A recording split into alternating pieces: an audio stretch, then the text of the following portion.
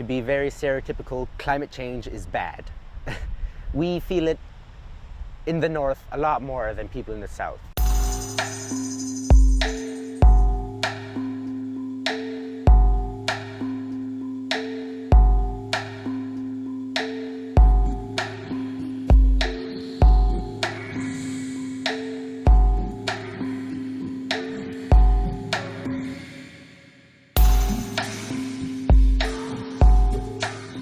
My name's Takkiruq, and we are in Gjoa Haven, where I was born and raised.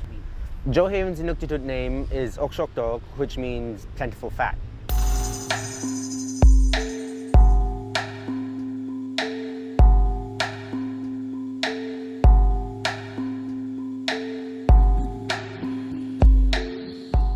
Our language isn't the strongest. I myself can't speak Inuktitut fluently. I can pick up a few words, but it's very cultural. It's still very cultural. To go back 2 generations, my grandfather was born in the Takkiruq area, and my grandmother was actually born just down this way in the mainland, and she grew up in this general area. Just recently, I've started to go out hunting more and more. I don't feel this way, I know it. I know that this place is my home. I know how to go to Nunavut. I know how to go 20 miles away and catch caribou. I travel a lot, and I always get to see this new land, like to Yellowknife, which is the big city, down to Rankin and Nunavut, which is super flat compared to Gjoa Haven. And I always thought Gjoa Haven was flat. But Gjoa Haven's home. I know where I am. One time, my brother and my dad, in one weekend, they caught 140 fish, just with their fish spears. We go mainly to this place, which is about 20 miles up, roughly. It's called Nunavut, which many people might think people from Iqalugasuqattarninga, but it's a fishing weir where we shape the rocks from a river. This lake is downriver from a larger lake, which is called Nunangata. And every year at this time, which I'm missing out on right now, those fish, they travel from that lake to the other lake.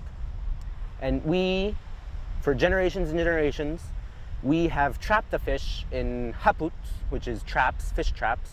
So with rocks, we build a big, I guess, U, like a bubble U, so it goes all around. And then for the rest of the river, we just dam it off, but water can still travel through.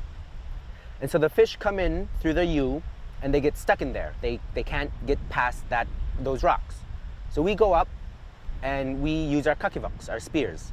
And it's a lot of fun. There's almost always a lot of fish. It's very popular for people of Gjoa Haven because it's not too far and it's a nice way to catch food. I've noticed in my 16 years of life that snow doesn't get as high as possible because around my house we always had this big huge snowbank, like bigger than a house, about the size of a house. But now it barely comes up to your hips. That's the one thing I've noticed as a child, that my favorite snowdrift hasn't come back. If I've noticed this in such a young stage of life, I can't imagine how the elders would feel, because they obviously have much more experience with the land around me. I am worried because I have noticed this change. And noticing it is the first thing. The next thing is to solve it.